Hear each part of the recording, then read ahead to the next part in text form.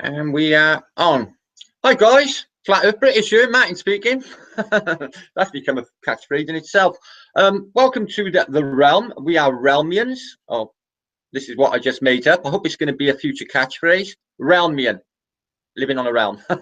So hopefully that's going to be the topic of our conversation tonight, is the difference between Flat Earth reality and the realm, of what people are calling the realm. I got Nathan Oakley here with me. Hello, special guest. hello. How you doing?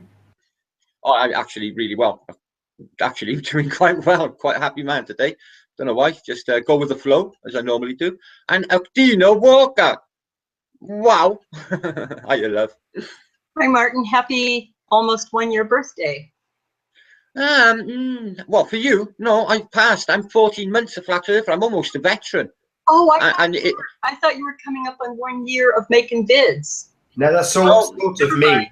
So I've sort of done nearly 12 months of Hangouts. That's what I was saying. Okay. Whoops. So I think it was 28th of October. I think I did my first live Hangout. But like Martin, I've been doing Flat Earth about 15 months, maybe. Something like that. Yeah. Just about a month. No, did we start about the same time? Yeah, no, my first Hangouts were this time last year with FETV started in November. So that was sort of coming up to this time of year, and I was doing Hangouts before then, but it was all new territory. We were all teaching one another how to do the tech, like at that stage, because hardly anybody knew how to do it. We all sort of taught one another. We got there. Talking to teaching people how to do stuff. So Nick from Phuket Word got in touch today and said he was doing a Hangout because he had a debate. He said, "Have you got any tips?" And I knew full well he'd never done one, so I just, spent 5 minutes talking him through how to set one up, and he did one, like, just as a test. So he's done his first live Hangout. He's a fully fledged Flat Earth YouTubing sensation, broadcasting live to the nation and all the rest of it. Wonderful. Right.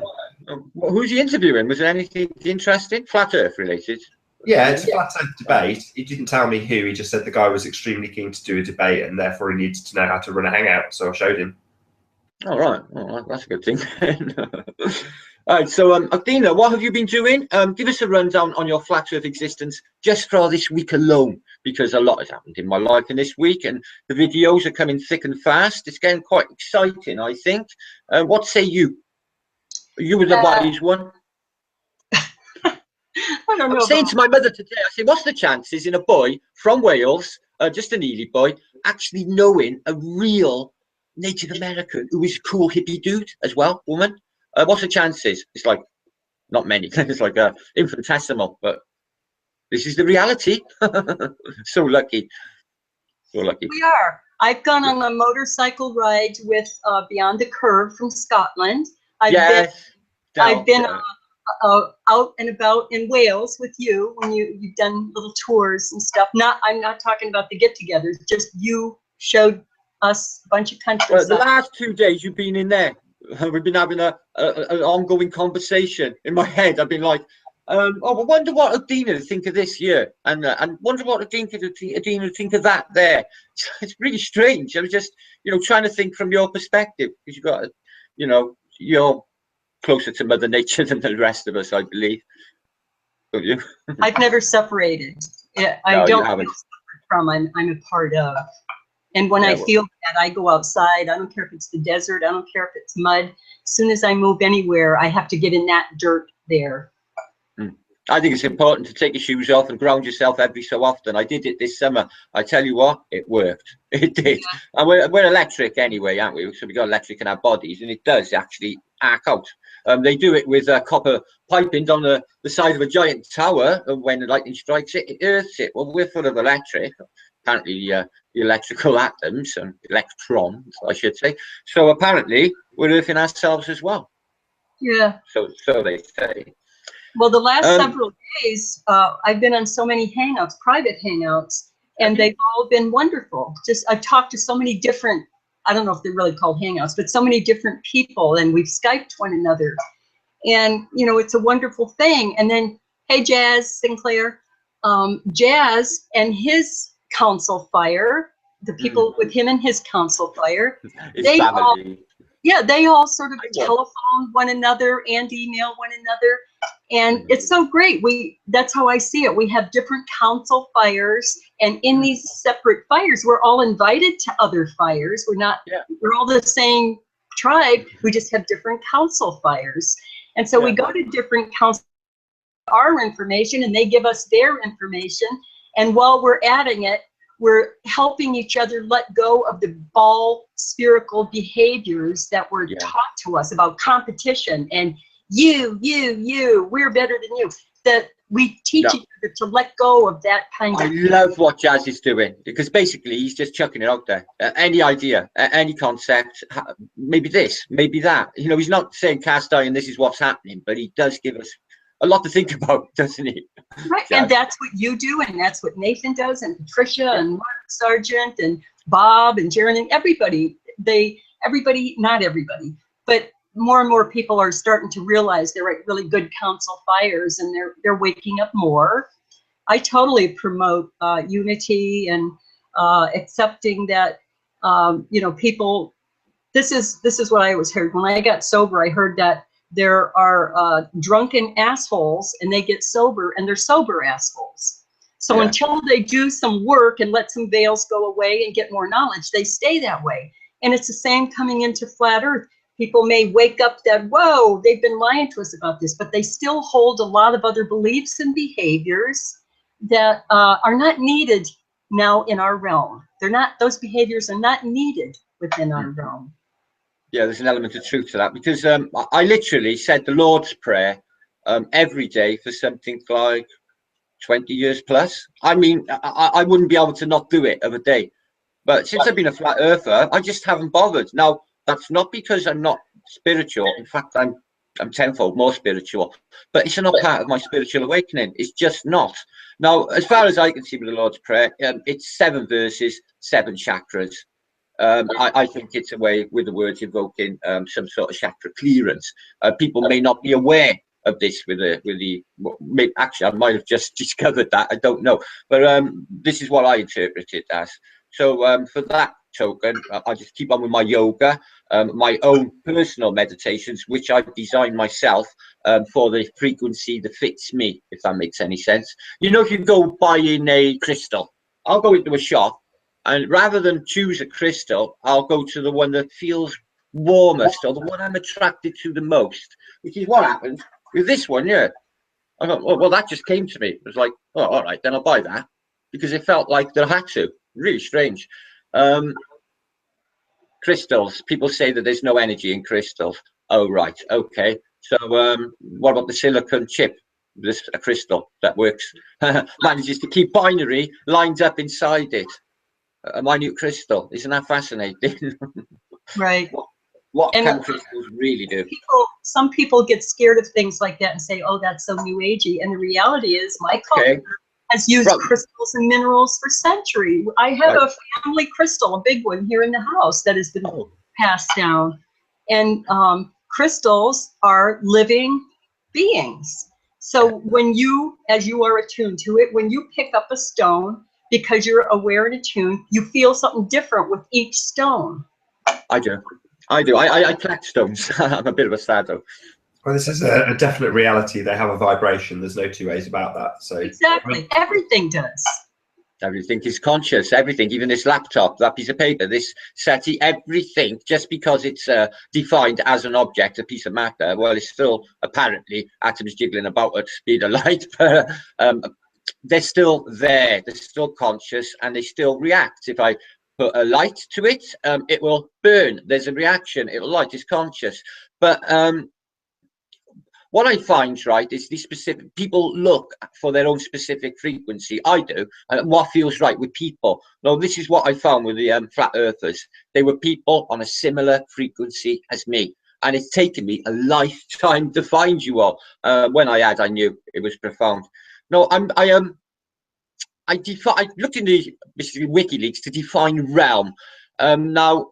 And New Ager, actually, there's different definitions to that. Now, you were there in the late 60s, Ukdena, and the early 70s when this New Age movement first arrived. It was based on love, peace, but not truth. Truth didn't come into the equation. If they would have had truth as well, I think they might have achieved great things, because this was a worldwide movement. Everybody in China to San Francisco was hippie. The whole plane went hippie. So obviously it was designed by the man, the whole hippie movement. But so how would you define New Ager? What parameters, what description would you give a New Ager? Do you know, Ukdena? I don't. I think it's just another newer religion. People that probably practice it don't realize it's a religion, but it's a religion. Well, I see it in its terms of what it is, what it says, a new age. Now, we're going into a new age, whether anyone likes it or not, because we're slipping into the age of Aquarius. I believe it's already happened. I believe this is part of the awakening. I believe we're the golden children. I believe everything that I think we are, I believe is true, because it sits right. It's not like... I think you're right, Martin. We are going most definitely into a new age, but that term has been hijacked by this religion known as, you know, New Age, which isn't the same thing. You're right. Yeah, no, it is a new age. There's no two ways. And I believe there's a crossroads. I believe this is a pivotal time in humanity. Look, going on the last 100 years, the 1800s, everything horseback, terrible wars. Then the 1900s, the entire century of war. It never stopped for a second. Or so the media tell you. But we don't know. We weren't there. And it's very much like the book 1984, when they got this endless war with the Mongolians on that front. But you'll never see them. You just have the newspaper images. But it's an entire century of war. Now, if I was an alarmist, or I gave a shit, I would think, oh my God, what's going to happen in the 21st century going on the last century? Oh dear, oh dear. If you look at it analytically and you pull it apart, it's not looking good. So we are at a crossroads. Now, people have got a choice here. They can either realize the global lie, the fact that there's been a small group of very evil men playing us for fools, enslaving the human race. Which there's nobody's free, nobody. Even if you say you're a free man, you bought your own land, you ain't free, because they can come and take you, can they? Or shoot your ass. So they designed this society where we're just prisoners from when they register you at the birth, to the extent that they can come and take your child and take it away. Why? Because the child belongs to them. It ain't yours. Your name is not yours. Nothing. All you got is your soul. What came into this plane, the rest they have given to us from the off. From the very second you get out, they plan this thing they're doing with us. And the only way that you break out, disconnect, keep the telly off. That's 90% of the problem solved there. The telly off. Wow, Martin, that was a really concise roundup. I'm quite impressed. Well, yeah, just the way my mind's working at the moment. But it is true. You know, we have to. Like, what do we all want to do? Poison. They think their planet, but our plane. We don't know if it's extended. No, the way I think, all right, they're shitting up the atmosphere because they know it's an extended plane, and it will always be purified. It will always be clean. So they got no worry. We're stinking the fucking place out.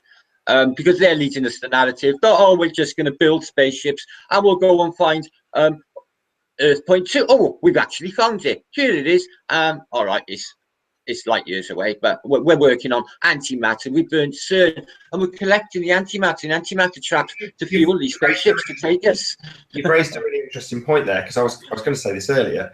At what point do you have to excuse my cold?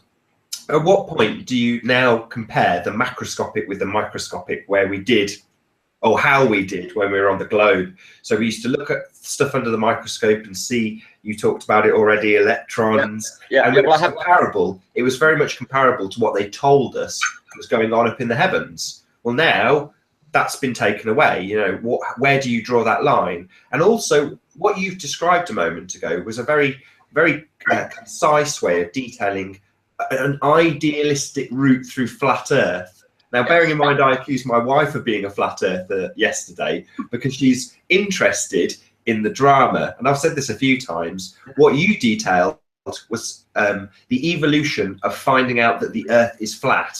Yes. Whereas when Ukdena describes going around campfires, I bundle my wife in. She definitely doesn't call herself a flat earther. And there's many people who watch these shows that are concave earthers, ball earthers. They'll watch the whole lot and they'll get involved.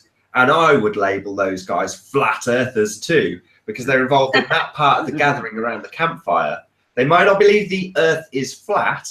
That's something else, though. That's just a matter of fact, as far as I'm concerned. Yeah, but you know, we've been presented with the azimuth, haven't we? You know, it's on the UN flag and all that. Now we know, we haven't got no argument. That was settled in my soul quite some time ago that we're not on that ball. I haven't got an argument with that anymore. But we naturally jumped to flat. Okay, the azimuth equidistant. Now, concave, no, that doesn't sit right in my soul whatsoever. But it seems, this is why I'm feeling towards a realm. Look, there is an argument that quantum mechanics doesn't work, that it may be set up by them.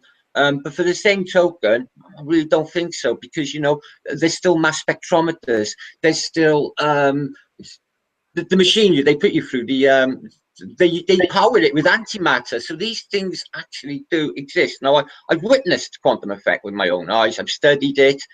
For my money, I'm not sure what beyond the Planck, which is, I can't even tell you, 10 to the minus. It is a ridiculous amount of minuteness.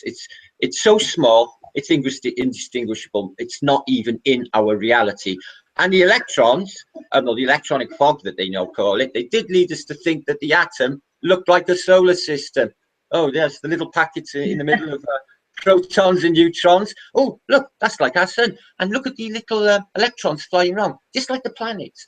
They give you this so you think that, oh, look, oh, it's got to be true. I seen this argument last night where somebody was pulling similarities like, oh, well, it's naturally round because the planets are round. Now, if you actually had a sit and think about gaseous bodies like Jupiter and Saturn, a planet made of gas, you know, solid surface, why isn't it dispersing off? Why isn't it? It makes no sense. They tell you the Saturn can balance on a glass of water. It's that light. They're quite insane. They will lead you.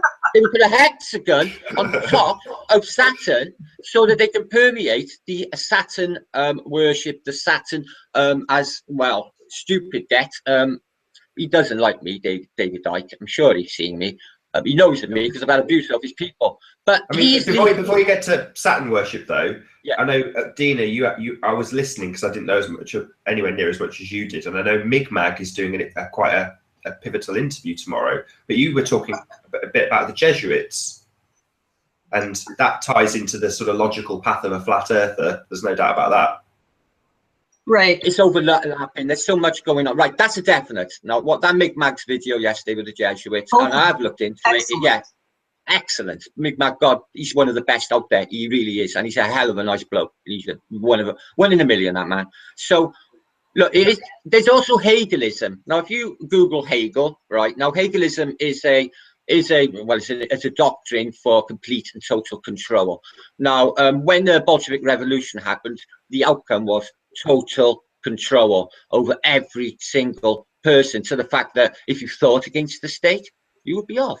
If you did anything that looked remotely like against the state, you would be off. Now, I've witnessed things myself in Russia, and I know Nathan's been to Russia too, and he's witnessed stuff. People get carted off. Now, do you think to yourself, could that society exist in Britain? For my money, I think it could be complete control. If they introduce something like a dirty bomb or an EMP burst or something enough to frighten the masses to shit, the masses always run to the government. Why? Well, they want the soup kitchen, they want the support, they want this, they want that. But the reality is they will never help us. They will get us. They will farm us, is what they'll do. They'll farm us into cattle corrals. They'll select people. I'm not being alarmist, but this is the future, guys. This is what they're thinking. They've got to keep enough people to work this plane. Okay, 7 billion. I don't think there's 7 billion. Why don't I think it? I did the math from 1800. It didn't grow that exponentially. I'm sorry, it just didn't. There's less. They don't do censuses of all of the Pacific Islands. You're telling me the Filipino archipelago with 28,000 islands, they do a census on each one? Do they? Fact. Do they go into Amazon and count all the indigenous populations? Do they? Fuck. So they don't know how many people are there. So they're going to need X amount. Now, I don't go with the Georgia Guidestones. I agree with Patricia Steer on this. I think that they were put there to infuse it's just to strengthen the globe myth again. It's all it is. You know, this narrative of Planet X, guys. Now, we've all followed Neighbour, who I'm waiting at, when we were globe heads, and all of this evidence with Castaneda and the photographs from all of these stations all over the plane, which show another sun. But what I think is going on, right? I'm not saying that the photos are not real. What I think is what Dr. Zach's video. No, I could screen share this in a minute. I'm sure Zach won't mind. He's a hell of a nice fella. He put a video out yesterday, guys, and it is a globe killer by far. It is. Have you seen it? Either of you? Yeah. Oh my God! Problem solved. He's with another guy called Stephen. Basically, it's just, I don't know whether to play it. I don't know if I can get the volume to come through. Well, just explain it. You know, he's modelling the atmosphere essentially, isn't he? He's modelling the atmosphere, which hasn't really been essentially looked into. When they do any of these math or any of these things, they always cut the equation out of the atmosphere. Even when they're up in orbit, they will occasionally tell you about the thin blue line that they lead us to think that you know, that is what we're polluting. That thin blue line that keeps us alive 11 miles up. Right. The discrepancy that I liked was that it's so attached to your point of view when they talk about the sun going over the curve with its apparent sun and actual sun. Now, this is the main discovery, is saying that you can't actually locate the sun because you're only looking at the apparent sun through all of the atmisphere. Now, based on this, hold on, you're having a lot of coffee, I can tell. Just chill. So based on the fact that you can only see an apparent sun, not the actual sun, if you are to model out the heliocentric system and take that into account, it all falls apart. You've got the sun skewed off in all sorts of different directions. So when they show you it modeled, the heliocentric system, the globe Earth system, they ignore the atmosphere. They only use it as an explanation for sun going over the curve and seeing it a few minutes later, or seeing the sun still there when technically the Earth has spun round. All nonsense. But now Dr. Zach is saying, right, I'll still model all this into the flat Earth model. And to his credit, he modeled it into the globe Earth model as well and showed a real time lapse. So he's got the real footage, the globe footage, and the flat Earth footage modeled. And the best, or the closest matching, were the flat Earth and the real world one. Yeah, I know. It's absolutely superb. And the fella, I'm sorry, excuse anybody who hasn't seen the video, but you will see it. Dr. Zach's last one. The fella in the table, is that Dr. Zach, the guy in the office with the tie? Yeah, he's a bit incognito because he's not actually an out flat earther. So although he's making flat Earth videos, he's the guy with the iMac. Right, he's the guy with the iMac. Oh, that's what I wondered, because I've talked quite a bit with him. He's he says he doesn't talk to many people. He's quite a shy guy. He's quite introverted. That's why I was finding it surprising to see this guy was him.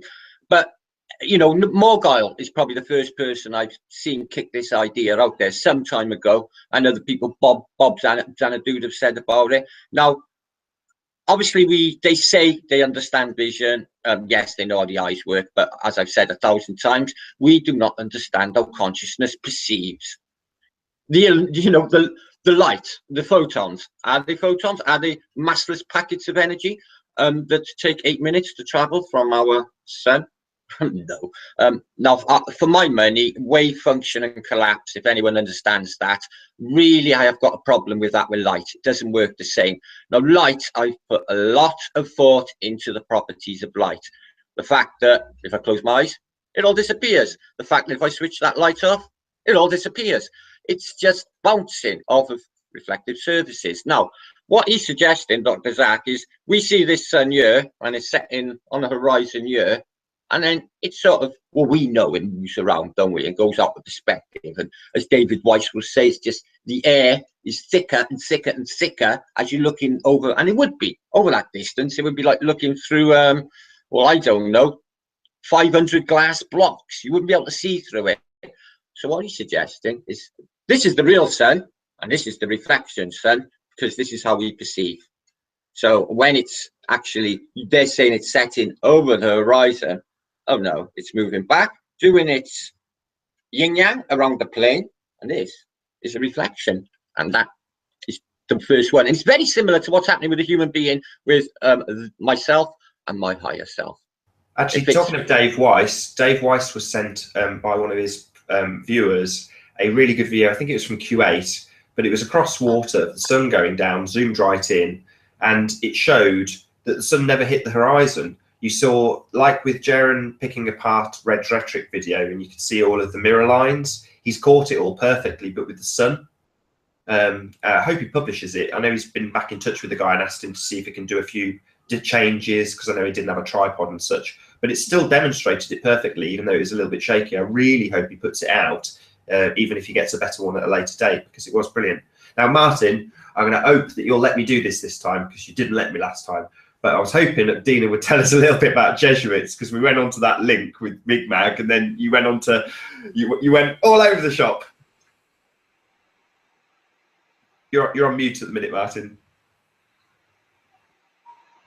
The only reason I said that is because it's not just the Jesuits. No, argument between the Jesuits and the Zionists. No, I think there's a bigger thing at play. They are definitely players in this, but I'm thinking that there's something beyond our understanding. I think it's black magicians. I don't know whether they're from another pond, another realm, another dimension. I am convinced this is supernatural by nature.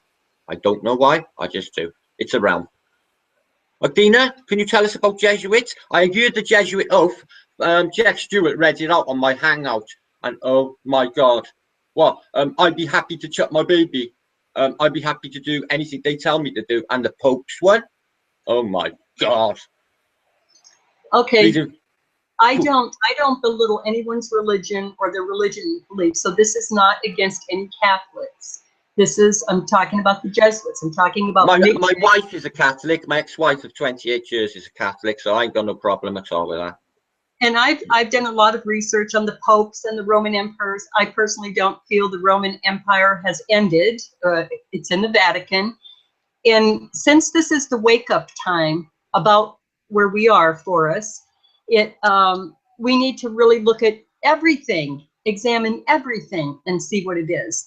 And I have done that, and I have read the Bible, and I have had, my life has been very rich. I always investigate everything. And so I've investigated this. And with the Jesuits, there was a Jesuit priest called Father Malachi. Some of you know Malachi Martin. I know all about him. I've read so much about him.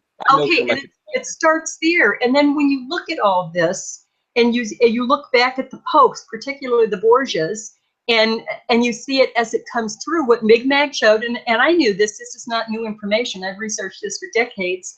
The Vatican and the Jesuits are atop, and they control the Khazarian Jews, and then they control the queen and all the royalty and stuff, and it keeps going down till it gets to us. Yeah. Malachi Martin said this is the last pope. He said the black pope, he actually said Francis as well, would be the last. And Malachi Martin's been dead a while now, out of his prophecies. Right. He stated that the black pope, and I don't mean black in skin, the black pope, a Jesuit pope, Francis, he stated, would be the last pope. Right. So I find alarming. What the people like Mi'kmaq, his films, what they talked about was above the Jesuits are these old black, not black skin, black-hearted, but these old black nobility families of Europe. And and this is not to pick on any particular group, but it's reality. We can't be so politically correct that we pretend bad stuff. Oh, don't worry, they don't give a shit about us. Blast away, look. Right. Well, you know, the names of these families, they're all Spanish and Italian. The same families that were there hundreds of years ago with the Borgia. And these families are names you never really hear, but they sound a little familiar. Orsini. They all end in vowels. They are all, my husband is Italian and Sicilian, so it's not like I have something against Italians, but it's a crime family. And they are at the very top. And I really feel strongly that above them is something that's probably not human, to keep their families in power so long. Right, they're energy vampires, the higher echelon, right? So they basically they get power in our negativity. So when they are keeping everybody down, they want everybody in Britain primarily. Everyone's pissed off because they can't afford the they're doing a thing called room tax, and people can't afford, and they got to downsize, and there's all these terrible circumstances where people are sanctioned. Basically, their money stopped dead if they're 10 minutes late for an appointment because the bus is late. They do not. So basically, your life, you're basically put on the street at the whim of a menopausal woman. No offense to any ladies, but you do get a little bit moody when you're on when the painters are in. Okay, so you know, your life's. Can I just ask Ukdena a question, because what she said was, please. No, I won't lead the question at all. So you said that the people in power are not human, and I want to know how literally you mean that. I mean that literally. Literally, other dimensional. Right, and as we live in a realm, and this is not this is stuff that this particular one came to me in a vision, and my visions are gifts to me, and they're very strong and important. And here's the physics involved. Everything is energy, and energy doesn't dance in straight lines. Energy moves in spirals, in circles, in geometric forms. Okay, so you've all heard as children the fairy realm.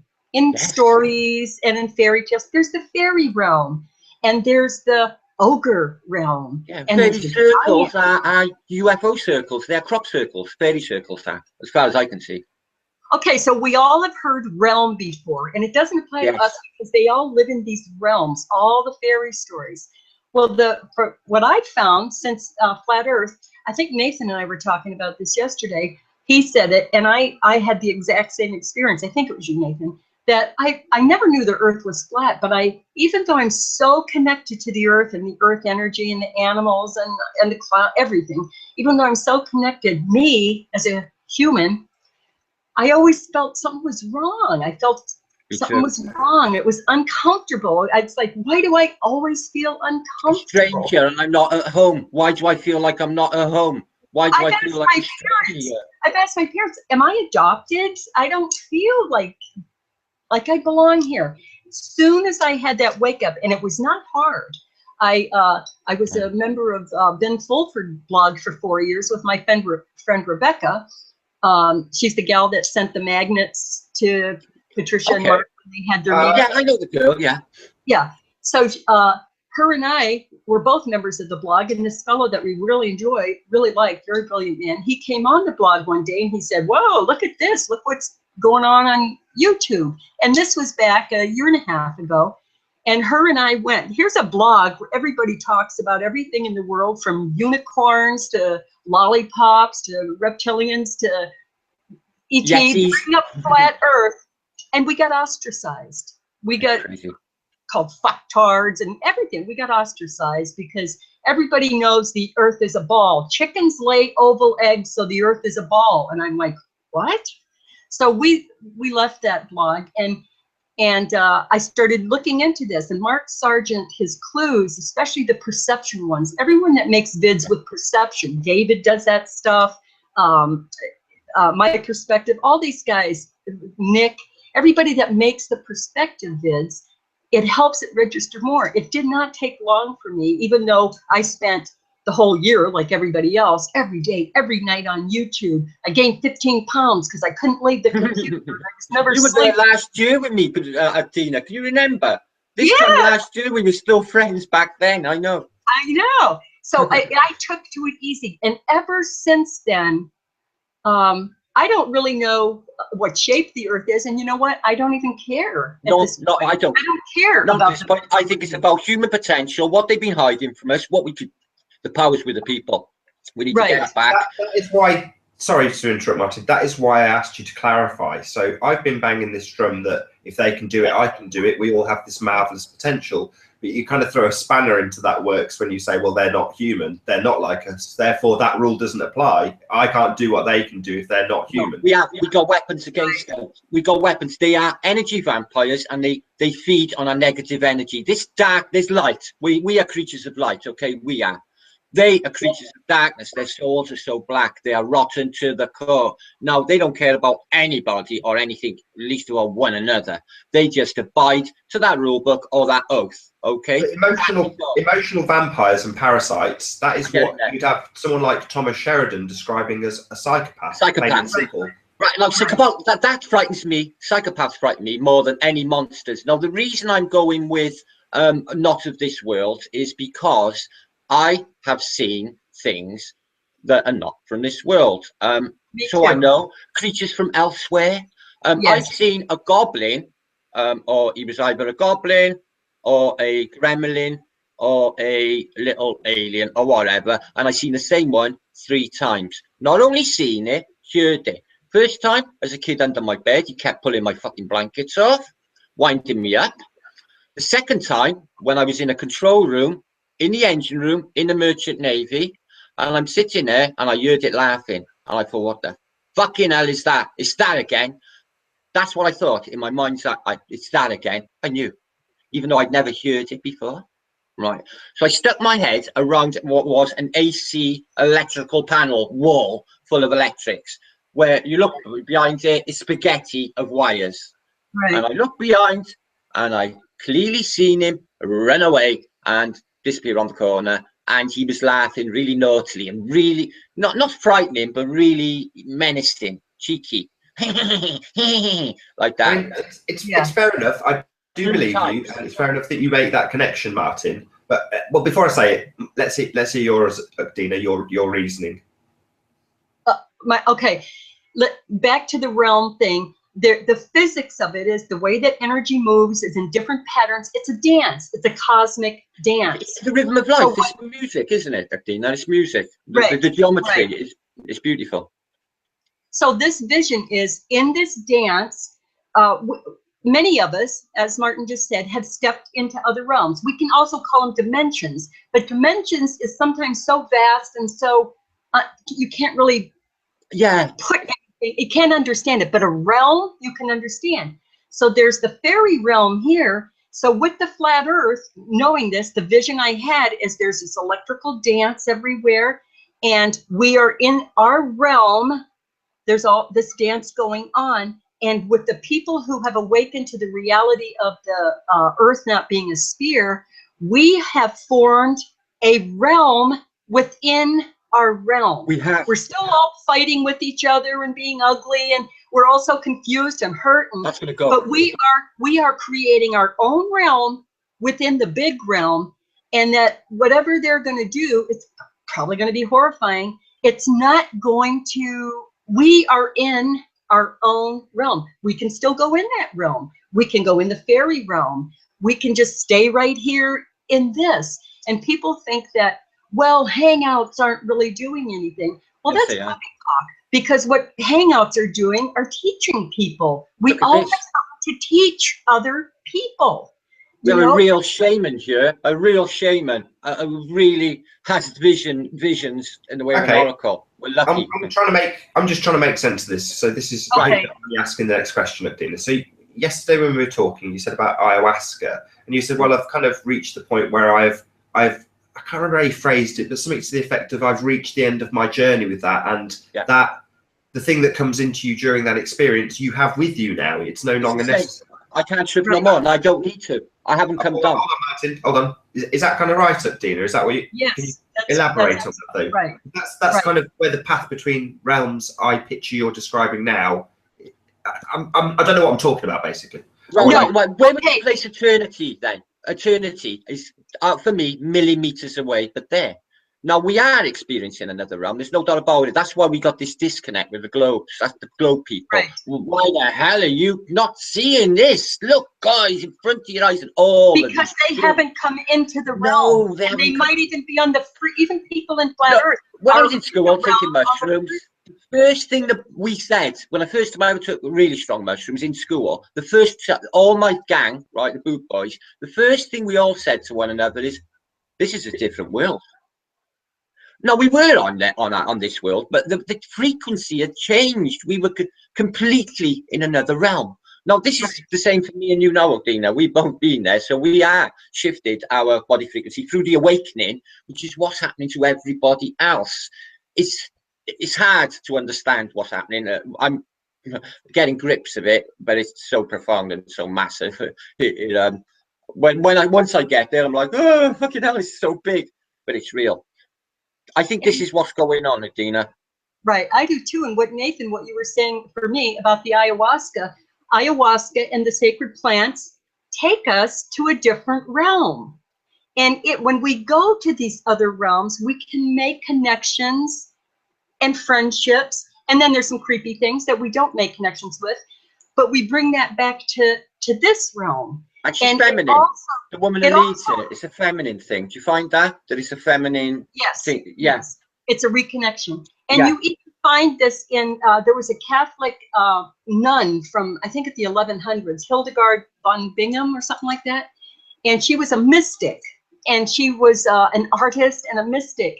And she talked about different realms too. And my point is, you have some of these people in religion. Not everybody in the higher ups are bad. There are mystics in every religion, every spiritual. So these mystics, even Gregorian chants, I don't know if you've ever heard them, but if you've ever sat in a place where people are, say 500 people are saying the Lord's Prayer, or 500 people are doing the Muslim prayers, or 500 people are doing the mantra. It takes us to another realm. That vibration, that electrical energy moves us to another realm. And what flat earth, the knowledge of the flat earth, I too believe that either the good guys are, and good guys may also be higher beings than us, conscious in a sense, or it could be the powers, the ruling class parasites. No, we're getting really close. Somebody leaked it to us. And how fast we took to it. And it's not stupid people for the most part. There are some stupid people that they're not really stupid. They haven't gotten it yet. They're still pushed down by the lies. They're not stupid, but they're the lies holding them down are stupid. So all of this, all of a sudden, the realm was revealed to us, that we're in the realm, but it was revealed to us. So we're making our own realm within the realm. We have a lot of things to iron out, but this is what, for me, this is what I believe the great creator had in mind, that we would find out and make our way and join together. Because in every, I'm going to cry, every tradition, it says, not just in Christian, it says, when two or more people get together to talk to me, to love me, meaning the great creator of the whole universe, I'm there. And that's what we're doing in the flat earth. It has nothing to do with dogmatic religion or anything. It has to do with an opening of the heart and a widening of our consciousness. And we have to have all these little campfires and visit each other's campfires. Well, this is it. In the conversation last night, we were talking, and we often talk about this off air, you know, how can we create more unity? How can we bring more people to, and I'm going to phrase it this way, flat earth, meaning around the campfire. And the reality is we've got loads of people around the campfire and they don't even realize it. You know, they're sucked in whether they like it or not. Now, the fact that it's flat, they're going to have to face that eventually. But the fact that they're already sat around us, they may leave their nasty comments 12 months, 18 months down the road. We don't care. It doesn't affect us anymore. It's nice and warm over here. Come and have a warm by our flat earth fire. Exactly. We're all happy here. Exactly. It's a lovely warm fire. It's warm over here. Come on, guys. Yeah. And that's what we do. Like I suggested to Jess, I said, maybe you guys can do some Skype hangouts, and then we can go and visit each other's hangouts and stuff like that. And I know some people are doing it, but I'm talking about doing it with civility and friendliness and not respect, not ego. Yeah, respect. This has been alarming to me, what's been happening with the flat earthers and all the disrespect and all that. But I do believe that people will work out how superficial bullshit it is, because what I would like to do, if I could get my own way, is make every person who's been a shit, take them to West Africa and let them experience the third world for a couple of weeks, and then bring them back to the West. They will soon change their way of life and their way of thinking, because I have seen the third world, and this is what made me why I am. I never take anything for granted. Look, why do people moan? Why? You haven't got leukemia and you're not in Africa. You should be dancing. Martin, that's an interesting turn of phrase right there, isn't it? Third world.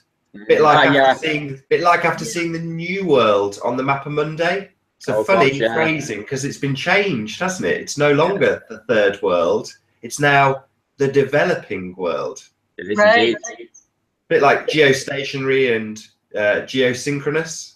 You know, they change these terms that are a little bit dangerous, a little bit leading. So third world implies that off our current map, you know, you said earlier about the AE map not being our map, but if you take that as the only basis of reference at the moment, beyond that, like in your Kobayashi, you've got fourth world, maybe fifth world.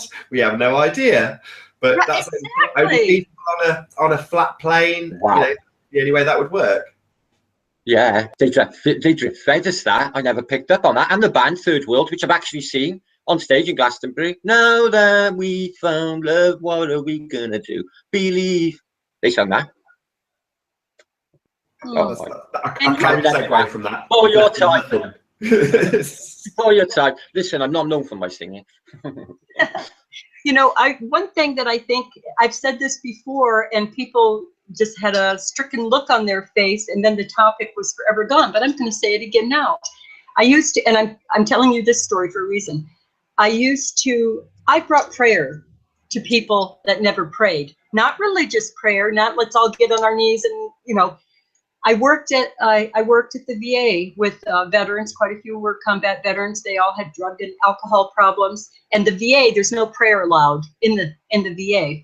But I, as their therapist, I got in trouble because one of the guys asked if we could do it. It was a beautiful thing. We all held hands and we said a prayer, a simple prayer of whoever you are, whatever you are, thank you for being with us and help us get through this. We're ready. And so I got in trouble and all the veterans rebelled. So we went outside and walked right off the VA property and we would pray. So here's my point. If just at these little campfires, and for people who are atheists or have never prayed or whatever, all we have to do is join together and say a simple little prayer like, please help us. Not that something's going to rush in and save us all, but that we're ready to know the truth and that we're ready to play like big kids and help one another. Yeah. I've done that on playgrounds. I've done that with gang members. I worked with gang members. And by praying together, it just brought more of a unity. And you don't have to believe in a particular deity. It's certainly something that anybody who's been to a church, especially sort of more evangelical churches, will have experienced this, you know, the power of the collective. Now, I can't remember which hangout I talked about this, but no, it don't work for me in a church, I'm afraid. I don't get the power. But nevertheless, people will have witnessed great things. And I know when I talk to certainly Christians about this, they'll say things like, I don't want to tell you what I experienced because you won't believe me. It's like when Martin told me about his experience with his little demon. I don't disbelieve anything. You can only take what people say on face value. So if they say they experienced something, but I then throw it back to them and I say, well, what did you experience? So a mass of people, through focused thought, made something amazing happen. That's so cool. Now you want to pass that off to somebody else. That's kind of an issue I have. But that aside, still, that's really cool. Let's look at that in more detail rather than just say, well, you know, God came in and that's what happened. It's like, no, you actually witnessed a whole group of people together achieving something just through their thoughts and prayers, as Ukdena says. Right. And I think it would help us create unity. And some people aren't going to like it and will maybe be offended by it. But we're in this realm now and we have to take action. What is it going to hurt? And all my life, we've been taught to ask, who am I? What am I supposed to do? And where am I going? So I've always asked that. Well, I got to a point a few months ago, or maybe less, I can't remember, that even though I've never been brought up in the church, there's still this little fear in me about getting struck by lightning if I say the wrong thing about a certain thing. So I started not just asking in a respectful manner, who am I? What am I supposed to be doing? Where are we? You know, now I'm demanding. Now I'm saying, look, I want to know, who are you and where am I and who am I? And when I first demand on it, you can't demand something of the creator. Why not? I didn't do anything bad. Yeah, but the universe won't give you until you're ready. I've noticed. I got this with my efforts at astral projection. Unless you're ready, it can spot the fear, and it won't let you do it. It's like the universe will just stop it happening, and it's the same thing with positive intent. That was the conversation that you recalled, Ukdena, between you and I. It was you and I, and we were talking about. I've lost my train of thought. It's because you got it old. I had a brilliant question to ask you then, Ukdena, considering you were. Oh yeah, why is it that all of the spiritualists I've ever talked to always have a Native American guardian? Because they live on this land. If you lived on a Persian land or a Hawaiian land, you would have the spirits from there. In Britain, I've met like this teenage kid who went on holiday, and all I can say is the experience I had whilst talking to him was one of the biggest in my life, the buzz. He's telling me about his mother was a spiritualist. She used to see transfigurations. He's seen it himself. People, his mother turning into a Native American in front of the whole table's eyes. He told me this story, and the buzz that came with it, I knew it was true. I knew it was true. My cousin Danny also joined a spiritualist church. He seen transfigurations. Also, a Native American. That's twice in my life I've heard this. I don't know. I have no idea. They considered themselves real human beings, didn't they? Because of their belief systems. That's their word for their race. It meant human being, a real human being. There are over 500 Indian nations, and they all have different languages, which mostly are losing, and different. I can speak Arapaho. Can you? I know. Yeah. Tom Wakatangi Yang Uchikimunga, Odanukanangi Yang Uchikimunga. And you want to know how I know that? No. There used to be a program in the 80s called Spitting Image, and it was these puppets. And there was basically a piss take of the Lone Ranger and Tonto, and the song was about basically they were homosexual. and that is in the song. Tom Wakatangi Yang Yung Chikimunga, or Anuka Yang Yung Chikimunga. And I speak Arapaho too. I've remembered my point. Now there was a small pause. I'm just registering what I've just done. I've just on that homosexual note. So yeah, I just remembered how we got to that point, and it was basically from what Martin just said. It reminded me. He said about the universe making you ready, and the way we came to that conversation was saying that both you and I, when we realised the Earth was flat, it was pretty much instantaneous. It's like, how the hell didn't I see this before? You know, for me, it was just Matt Powell saying those words, flat Earth.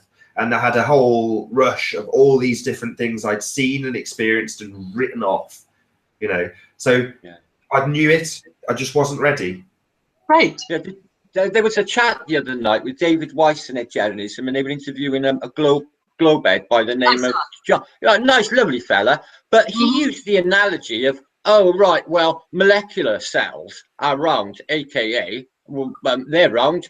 Everything's round. The planets are round. So Jen said, "Hang on, is your arm round?" No, but it's made of molecules, and the molecules are round. Can't you see what's going on? If the molecules are round, then of course the planets are round. The planets that I've never seen and never will.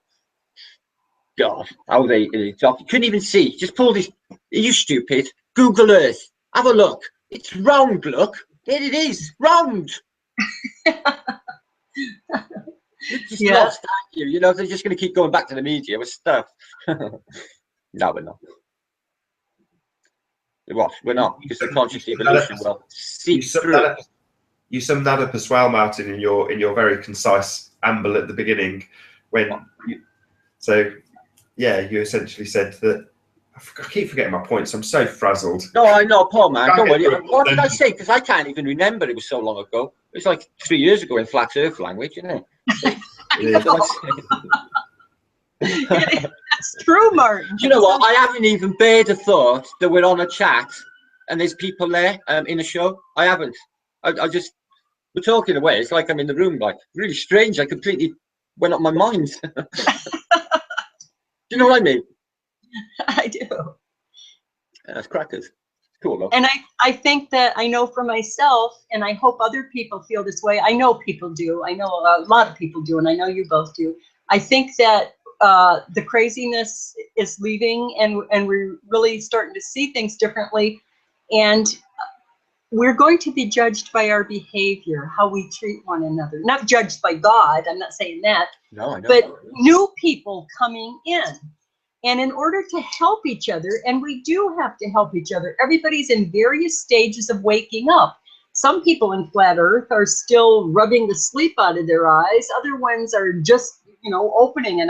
And we all have to help each other and get past the ball earth mentality, the us and them, the picking apart everybody for every little thing. I don't think that's your real hair, It's what I do. I take care of my peeps. I got all my subs. I take care of them. Anyone needs any help, and that's what I do. I try to guide only through what I've gone through, and then tell them what I've gone through. It's the only thing I can do. I can't make it up, can I? I'll just explain my experience and hope that it helps them and guides them.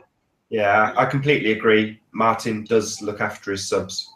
I do. I worry about them all because it's like, basically they've taken the time out to come to me and they listen to me. And if you read some of my mail, what people think of me, I read it and I break down crying. It's like, how can they think this of me? It's just so stunning, really beautiful words that come my way every day nearly. So you can't put a price on that. And you have to remain a power of example. Because if you're all the time doing all this, we're all human, we all do stuff. But if you're all the time ranting and raving and calling people names and stealing from people and doing all this stuff, you're not teaching people anything but anything bad.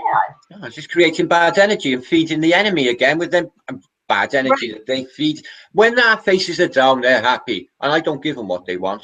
So that's why I stay cockily happy all the time and be happy-go-lucky. This is the way I've always lived my life, but I have suffered with manic depression quite a bit. I used to call it my black dog, same as Winston Churchill, where I would slip into it. It's a globe mentality. That's all it was programming.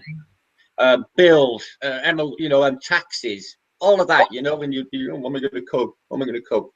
Bullshit, superficial bullshit they brainwashed us with. But my points keep coming in spats. That's what I was going to say. When you summed it up, you said about turning off the TV, disconnecting from the system. That's what I was going to say. Sorry. It's okay. But some fella that got an evil troll, and he says things to me like, I leave him on there because he's entertaining. But he says like, oh, you used the Matrix as an analogy in your video. It's a fucking film. Right, so you've never used a film in your life as an analogy. I bet he's done it a million times. Yeah, there's a lot of truth. That Matrix, the film, there's a lot of key points into what's going on with reality. And if you ever listen to the woman who wrote the book, The Woman, she was on Coast to Coast. I've heard her, yeah. They kicked her off. She is off the radar. Well, I'm not going to say crackers, but her views are really off the radar. She did about 3/4 of an hour, and George Norrie got her off. She was working on she was working on a 4th Matrix and then explaining it to him. And I tell you what, it was right off the radar. And he got her off there.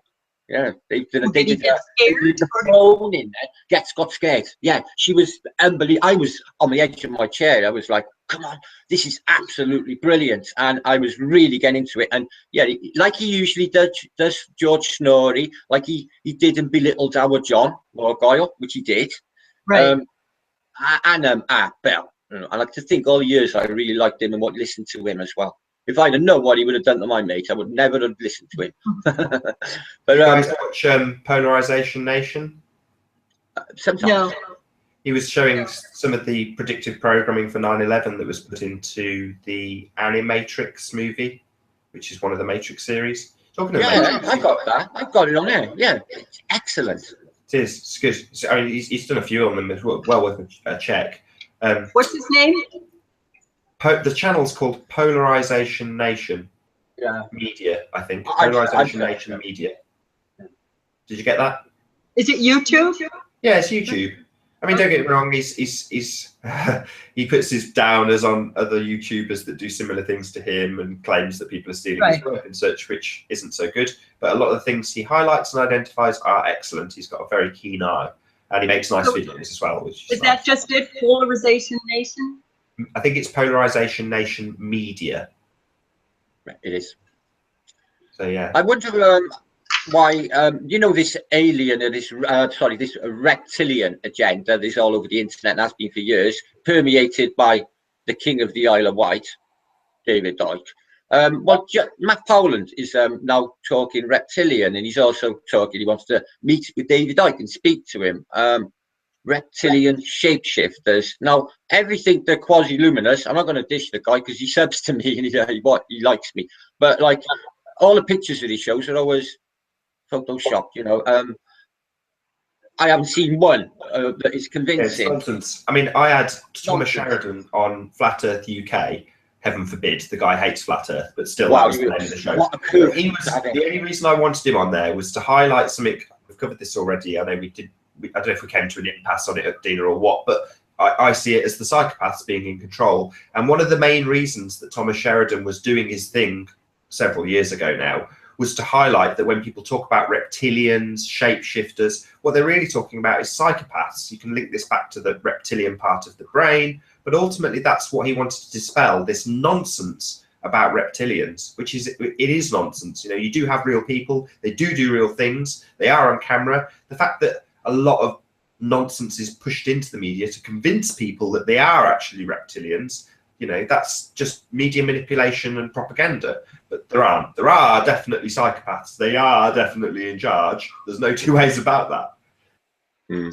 But when they say that about the reptilian part of the mind, the R complex, that's them going with evolution and evolution of our brain. Oh, we started with a reptile once when we just come up with a sludge pool. That's not true. That's not true. You can check these.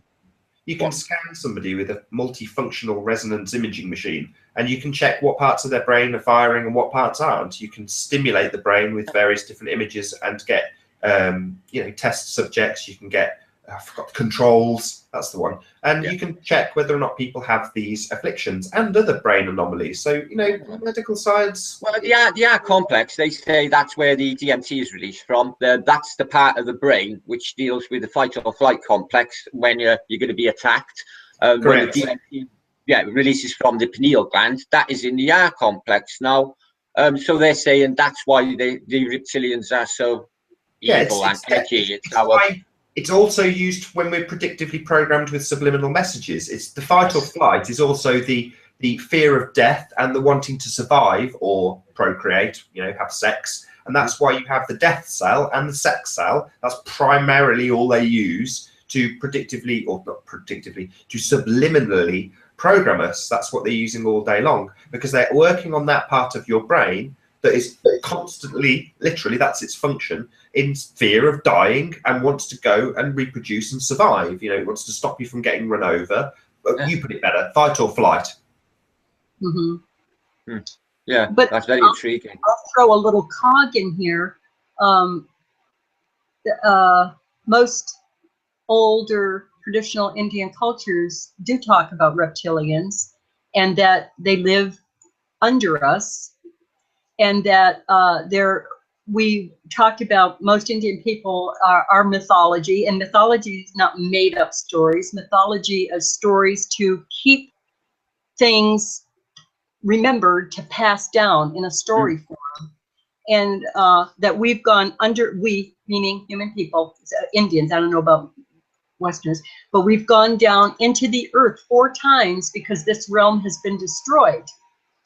And that we met, that there are reptilians who are vegetarians. They look very much like us, except they're lizardy looking.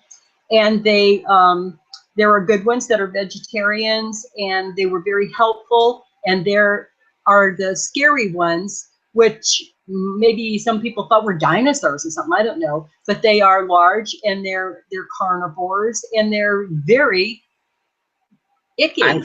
Angry. So I guess the large lizards. So I'm going to be full of questions now. I've said all of that. So in that place, so I can perfectly easily conceive that if you've got a flat plane realm, as we're describing, that there's no feasible way that you go 12 kilometers down and it just stops. That's just it. But we've also talked about these realms being on a vibrational level, or to some extent a mental or cerebral level. Well, is that what you're saying, that you go, although you are going down, it's not necessarily like you're digging your way down a load of layers? No, the stories are that they were, when the earth was falling apart, beings came to the cave openings and, told people to come in, and brought them down to these huge caverns in the ground. And you have some Indian people here in the Southwest that they have kivas, and it's ceremonial chambers for men, and they're dug down into the ground, and they go way down into the ground in this cavern and it's only men, and they have ceremonies and they communicate with others. So there's both what Martin's describing in terms of a vibrational type of entity that you could experience, and you're also describing literal, if it were reptilians, whatever they may be, physical, right, literal things underground. Right. And normally when the realms that I visit and have visited all my life, we're not supposed to talk about this. But in my visions, for years now, a number of years, several years, I've been told to share this. And people can either poo-poo it and put up their religious walls that won't permit them to hear this, or put up their Doubting Thomas walls, which won't allow them to hear this. But this is the time we have to listen to one another. We have to. And the travels that I've done into other realms, I didn't dig a hole, this was realms. I am always in meeting with very, very large snakes. They are not like some of the religions say, these evil. They are very intelligent, and they're big, really big. The first time I met one, it wrapped itself totally around my body, and I thought I was a goner. And after it wrapped itself around my body, it said, just rest. And I got very comfortable, and then it unwrapped itself. So every time I go to these realms, I meet these very, very large snakes. I meet other animals and other beings and entities too. But the snakes are so intelligent. They hold all the intelligence of our realm since the beginning. Wow. Is that why they have serpent mounds? The Native Americans built serpent mounds. It's like, have you ever seen pictures of serpent mounds at all? Yeah, I'm not sure. I'm sure it could be, I know the Anastasia. You wear a snake ring. Can you see that? Yeah, what is it? What is that? It's a snake. Oh, what stone is that? Is that an onyx by chance? No, these are turquoise. Turquoise. Oh, yeah. Wow. Yeah, this is that your birthstone, is it? No, I wear, when we wear jewelry, silver, can you see my bracelets? Yeah. When we wear silver and gold, it's not just for pretty, which it's beautiful, but it connects us. Turquoise is blue, and it connects us to the sky and the water, which is the same. Can you hold it up again, Ukdena, just while you're talking, just so it stays on camera? These are two different bracelets. See them? Mm. And then these are two different bracelets. Martin, you're going to have to, every time you talk, it's cutting the camera away from her. Sorry. Can you see them? Mm. Now, do you see my earrings? I'll show you this one. Tell me when you can see it. Yeah. Which way should I move? You're perfect. Just say something again once I've finished talking. Okay. You should see a turquoise stone in there, and that is the bear claw. Bit higher. Sorry. Oh, I know what I can do. I can take it off and show you. Duh. Let me see. Whoops, wrong side. Can you see it? See the silver and turquoise and a bear claw.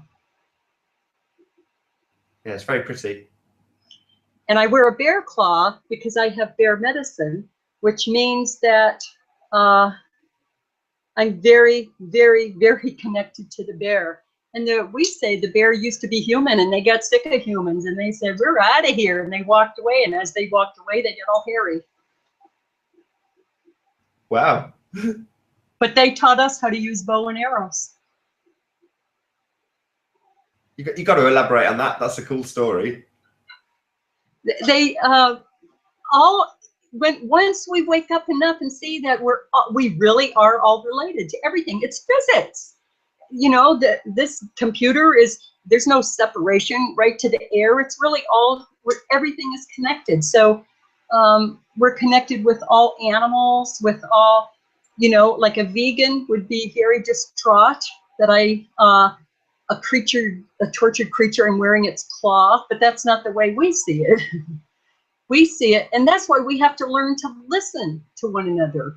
We have to listen to each other's mythologies and beliefs and help each other leave behind what can be left behind and move forward with what's helpful to all of us.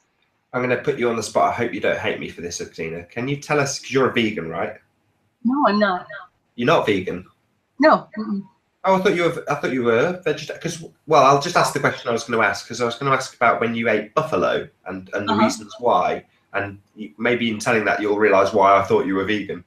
Okay. No, I'm a vegetarian. I have been for 45 years, and the reason my people are meat eaters. But 45 years ago, I had a vision, and the vision told me, just me, to stop eating mammals. And we don't go, hey, why, blah, blah, blah. If we have a vision, it's okay. So I stopped eating animals. And there were a couple of years that I was vegan. And the sad part was I was still drinking, you know, Jack Daniels every day and snorting Coke and doing all that stuff. That's when I had my drug problems and alcohol problems. But I was a vegan for a couple of years, and then I couldn't do that. I had to do it again. So last year, no, maybe the year before, having eaten meat, mammals for all these years, and I was getting sick, not from not eating animals, but just from the environment and from all the stuff that's going on. We all get sick and have to keep pushing it out because it's just energy that's being pushed at us to weaken us, so we reject it. So I was getting sicker and sicker, and I started seeing this new doctor, and I hurt all the time. When I was assaulted 33 years ago, it really injured my body. So I have pain a lot, but I don't take drugs. So I went to see this new doctor because my thyroid was acting up, and I filled out a questionnaire, and she said, well, what do you do for the fibromyalgia? And I said, I don't have fibromyalgia. And she said, well, according to this, you do. And she said, we can change your diet to help with that. And then she said, you're a vegetarian, aren't you? And this was 2 years ago. I was 68. And I said, yes, I am. How do you know? And she said, because your wrinkles in your face are very deep. And that's a sign that your collagen broke up early. And I'm open-minded. I can listen to people. And I said, oh. And she said, I suggest that you start eating meat. And I'm like, I had a vision. I didn't stop eating meat for any reason other than my vision. And she said, well, so you're telling me that the buffalo has been your people's soulmate for thousands and thousands of years, but you're not going to let the buffalo heal you. And what she said was exactly like the flat earth. The minute she said that, I was like, of course. And I said, where on earth can I get buffalo? They sell it right in the grocery store here in the middle of the desert. And I never looked for it, so I never knew. So I got buffalo, and I was a little nervous that I might get sick. And so I just made a small amount. It was like ground up flesh. And I pan fried it, and I cooked it. And for the first time in 45 years, I'm not advocating eating meat or not eating meat. I'm just telling you my experience. I ate that meat, and for the first time in 45 years, all of a sudden, I was right here in this dimension, in this realm, and in this level of solidness. And I felt the buffalo energy spirit just not cursing like bad cursing, coursing through me. And so I ate it for several months. And then one day, the day came, and I saw the buffalo walking away, the spirit walking away, and I knew that I'm done. So I don't eat it any longer. And I was healed. Awesome. Martin, the camera's been stuck on you for that whole story. I've been desperately trying to get hold of you, so I've just got to say it on air. So yeah. Yeah, the white box wasn't there in the beginning. It just appeared from somewhere, and I hadn't clicked anything. So somebody just told me in chat and brought it to my attention. I double clicked it. It's disappeared. But it weren't there all the way through the show. So only just then. Yeah, wonderful story. I'm glad we got all of that dedicated to air, even if it was with Martin's face. No, I never. I put the box on you then. It was only a bit of me. Honestly, I put it on a thing. And when you didn't see me, I didn't know you couldn't see me. I had taken all my clothes off, but you missed it. Oh. I enjoyed it. It was good. I met a horse once, not the whole thing, obviously. In Belgium, I was starving, and I said, "Like, have you got anything to eat?" They said, "Yeah, we'll cook you a steak." And I was halfway through. I said, "Oh, this is really nice." They said, "Yeah, it's a horse." Oh, great, thanks. Yeah. But you know, when we eat meat, and I talk to hunters on chats and stuff like that, and my friends, my Indian friends, are mostly all hunters, women and men. I'm not. But when I talk to people, even in chat, these guys that you know, we have nice little chats, and they're hunters. And I said, "Do you pray before? Do you offer thanks before you go hunt?" And they do, and that's the proper way to do it. That you know, you call an animal, you thank the animal, you use every part of it. You don't kill an animal for its head or for its, you know, nail or anything like that. That we give thanks for everything. I do. I give thanks for everything. When I send my payments for like my YouTube and stuff, I say a prayer. I say, "Thank you for letting me have enough money to have, you know, a YouTube or internet." And if you want to make your food taste better, just give it thanks. It will taste better. Every time. My water jug out there, I buy bottled water for my plants, and then I distill water that I drink. But on the jugs of water, I have little love notes written to the water. And when I take a shower, I have a little teeny shower stall, it's a real old tile. And I take a shower, and while I'm showering, I'm thanking the water for nourishing me and cleaning me and being in me and on me. I thank the water.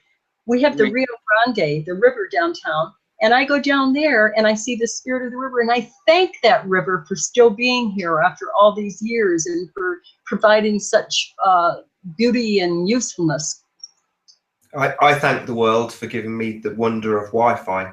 Till it fails, then I curse the world for being so useless and awful.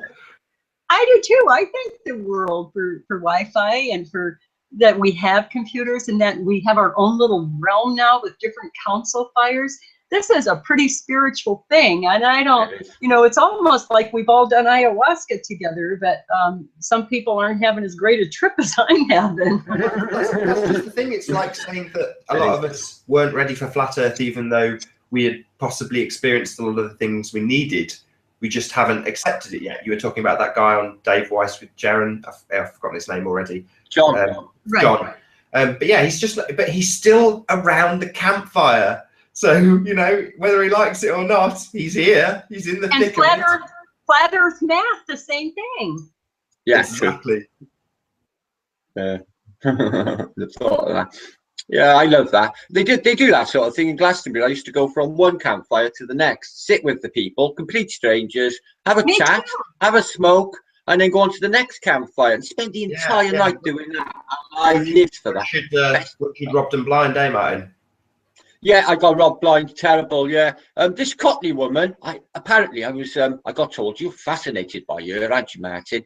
She kept going, half a mix, half a mix in Cockney, which means a mix for a bong, right? So I thought, oh, go on, I'll chip in a bit. I went over, I gave her a quarter of Afghani black ash, and she brings out a carrot, a hollowed out carrot. I said, oh, it's not a carrot, Chillum, is it? Oh, for fuck's sake, that's going to kill my weed. And then all of a sudden, there's about 30 people sitting around the fire. It was only me and her to begin with. And she packed my, like, at the time, it would have been 20 quid in 1980s money, into a carrot. And I'm sat next to her, and she passed it that way, and it went right the way round the campfire that way, and come to me, and it was dead. Oh, thanks very much. I'm not going to come and play with you no more, Cockney lady. Bye. And when I know there was camped next to me, she opened her like a bag full of basically oil of Ulay and beauty products. I thought, you're just a rich woman, aren't you? Coming playing hippie in the fucking summer for a week. You go back to your stately home. That's what Glastonbury is. It's commercialised. No, it is. It is. No, it's terrible. They got teepees.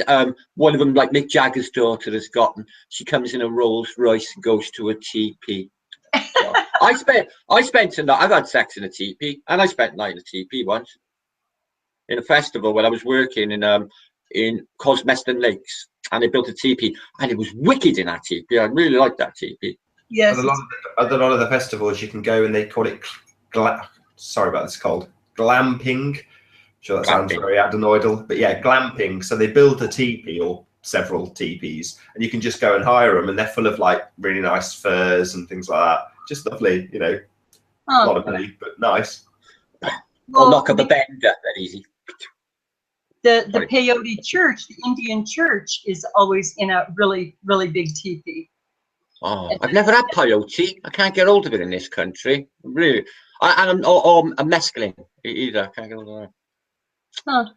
Not mescaline, because that comes in a bottle with a maggot, and I've had that many times. I'm on about mescal, the really pure, clean type of LSD. Do you remember that years ago? Yeah, mescaline is just a derivative of different plants. Whether I can't remember if mescaline is a mushroom or a cactus, but I go right to the plant rather than the derivatives. Right. Is it peyote from a cactus? Is it? Yeah, it's a cactus. Oh, right. I never knew that. All right. Yeah, it's a beautiful. Yeah, I know when you buy mescal, the worm apparently eats the peyote, doesn't it? And this is why it's supposed to have psychedelic properties. When you drink mescal, that tequila stuff, and there's a maggot at the bottom. You ever had that? I have, but like a grub. I don't know. So Martin, so the worm at the bottom of the tequila, that's munched on the fungus from. Just run that by me again. It's basically lives on the cactus and eats peyote. Now they give you this information in the movies. The film Poltergeist, the first film, the father of the family has to change his body frequency in order to go to the dark realm to grab poor Carrie-Anne back into this reality or this realm. So he drinks the mescaline, which has this grub, which is about this big in the bottom. You buy it in any off license. It's completely legal. It's tequila. But when you eat the grub, it's been eating peyote. So it has highly psychedelic properties. And it works. For sure. Definitely. Every time I've had it, I have. The trouble is, it's right at the bottom. So you've got to drink the whole lot of tequila. Well, that's no great hardship. Not when I was a drinker. I used to love tequila. I don't drink anymore, but when I did, I used to love tequila. That, go like that, with the lime, the lemon, like that. Oh, and then, lovely. Yeah. Oh, I know, so good. You'd ask the bar, have you got all the stuff to do a tequila slammer? And then they'd come with a slice of lemon and turn your nose up and, where's your lime? I used to go to the bars and they'd set me up. I always drank free, and they would set me up with tequilas on the bar, and they go, watch this chick, you're not going to believe this. And they would just set me up, and I just down them all. I'd walk out the door, throw up a few times, come back in, set me up again, go out, throw up, and then it had to be carried home. I got a good one. My friend in chat just said he enjoyed my Glasgow story, so I'm going to tell one of my best Glasgow stories, and I'm not going to say about when I got busted by the drug squad with 1700 acid either. But what happened to me, right, is I'm in an army tent, right? It's a big army tent, right? And these people are from a nearby town, and they allow me, said, you can crash in here because I'm homeless. I never took a tent. Fine. So I'm in the tent, right? And we're all sitting around. We decide to have a mix, a bong mix, yeah? So, you know the camping gas bottles? There's a bottle and like the bit that goes on top, and the saucepan goes on top of that, yeah? So it's it's propane, isn't it, this bit? So they said, oh, I should run out of gas. I'll give it you. So I've just dropped acid 5 minutes before, 10 minutes before, right? So I look at it, the bottle, I'm trying to work out what I got to do with it. I'm coming through. So I press the thing on top like that, and I see the hole. And then I look up and I see the air moving. It's the gas pouring out. And then I look at the candle and I thought, oh, fuck. I dropped the bottle dive out of the door of the tent, leaving, and I swear to God, the big, massive blue fireball fills the tent. Wow. It explodes. This girl, Helen Houlihan, who I went out with at that Glastonbury, sat there, her hair on fire, never moved a muscle, right? This girl, Bev, if she's ever listens to this, Bev, I'm sorry, love, but she had beautiful hair, and it was all shrinched down here. One of the eyebrows went missing, all red by her. So there were some injuries, but that wasn't the worst part of it. They had a Marshall amplifier and a Marshall 4x12 speakers, which were booming reggae. Boom, boom. So me trying to be a gentleman, right? I grabbed this, basically this big steel bath full of water where everyone was dunking their heads in every morning to wake themselves up. I run in and I chuck the pail of water and it hits the system and the music goes, meow. That was good. Right? I bet they loved you. So this is a situation. The tent's flooded and the system's fucked. We're all on the campfire and we've all started coming through like motherfuckers. And all of a sudden, the rain starts, right? Drops of rain. Oh, fuck me, they're going to kill me. I run off, or they're going to fucking kill me. But one of the boys called Max, he came and phoned me, he said, Martin, they're thanking you. He said, why? He said, because of the shock of the explosion, they've all come through on the best trip they've ever had in their lives. I went back and I sat there, you know, sorted it all out, you know, cleaned the tent up after and what have you. But we all sat there and we had the best night ever, I swear to God. New Order were playing by there, you know, just by there, like, so just laying out, tripping tits up, watching New Order by there. Just for balance, we do not recommend you try any of this at home. Do not throw water on your amplifier. Do not release gas in the tent and then chuck it toward a candle. These are all very bad ideas. I agree. That's one of the worst things. But my worst thing was when I had the worst diarrhea in my life in Glastonbury. Right, full on food poisoning. Not interested. Don't want to hear a diarrhea story from a festival. No, thank you. And there's all people on the fence looking at me like that in the field pooing like that. Oh my God, the worst experience of my life. This gotta be. Yeah, don't make it our worst experience. Maybe we should round out the hangout there. I reckon so. Don't go and edit that like my lion piss story now. That was classic when you've done that. Hey, I want to say hi to everybody in chat. Hi, everybody. Yeah, me too. Hi, and haven't seen anyone in chat for a long time. No, not me. I know. I usually visit back and forth chat all the time, but all the peeps are there. It's loads in chat. Hi, guys. Yeah, thanks for coming and spending an hour. I was trying to get hold of you about the camera. Someone banned me. Oh, who'd I give? I give John a wrench just now. Maddie's got one. Teen's got one. And Jonathan must have done it. Yeah, I'm watching all of you. Watching all of you. Oh, Ian Cox. I'm watching it. I'm watching them all like a hawk. Got me an eye on you. I got to look after my peeps. 63 in chat. I'm going to close it down. It is getting on though. It is 10:30. What do you reckon, Nathan? Been a pleasure. Thank you very much for having me. Thank you for having me. It's been fun. Honour as always, Ukdena. Oh, hail Ukdena. Love it. That's all I can say. Yeah. Thank you. I love you so.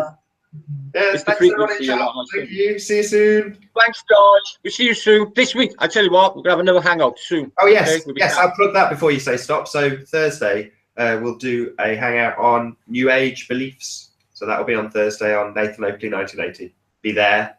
Excellent. Or be square. Yeah. No, yeah. be here or be but not sphere. steroid. That's it. Be here or be sphere. You've been saying that so long and you guess it wrong, Nathan. Oh God. It's the cold. I ruined it completely, I know. It's the end of the show. It's been a long day. Yeah, it has. It has. Okay. Nothing better to get up to stupid o'clock. Anyway, God bless you guys and take care, and don't do anything I wouldn't do. And we love you as well. Okay. God bless.